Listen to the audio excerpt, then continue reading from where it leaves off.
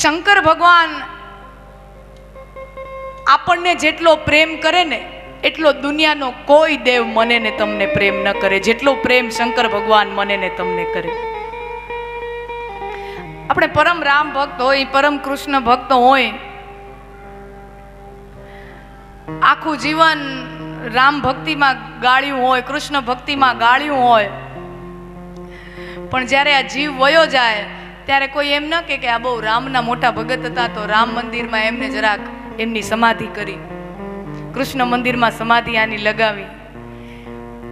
પણ શંકર ભગવાન એમ કે આ દુનિયામાં જ્યારે તારી કોઈને જરૂર ન હોય ને અને તને ચિતામાં બાળીને રાખ કરીને આવે ને ત્યારે તું મારી પાસે હાલ્યો આવજે, હું તને રાખીશ, તારો રાખ ઈ મારો શણગાર છે, તારા શરીરની રાખ ઈ મારો શણગાર છે. शिव समान दाता नहीं विपत विदारण हार, अब लजिया मोरी राखियो शिव नंदी के असवार, शिव समान दाता नहीं. અને શિવ ભગવાન આપણને પ્રેમ કરે, પણ શિવ ભગવાન શંકર ભગવાન પાર્વતીજીને જેટલો પ્રેમ કરે ને એટલો દુનિયાનો કોઈ પુરુષ પોતાની પત્નીને પ્રેમ ન કરી શકે. રામે નહીં ને કૃષ્ણય નહીં. શંકર ભગવાન જેટલો પોતાના પત્નીને પ્રેમ કરે એટલો દુનિયાનો કોઈ પુરુષ પોતાની પત્નીને પ્રેમ ન કરી શકે. કોઈના ગજા બહારની વાત છે.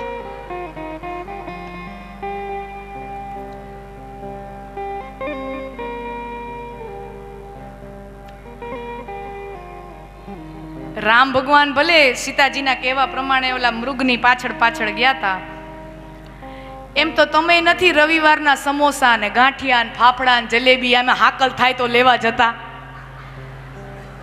જેઠાલાલ બધા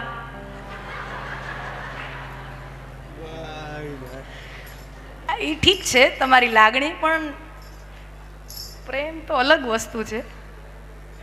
શંકર ભગવાન જેટલો પોતાના પત્નીને પ્રેમ કરે એટલો દુનિયાનો કોઈ પુરુષ પોતાની પત્નીને પ્રેમ ન કરી શકે. ઉદાહરણ આપું.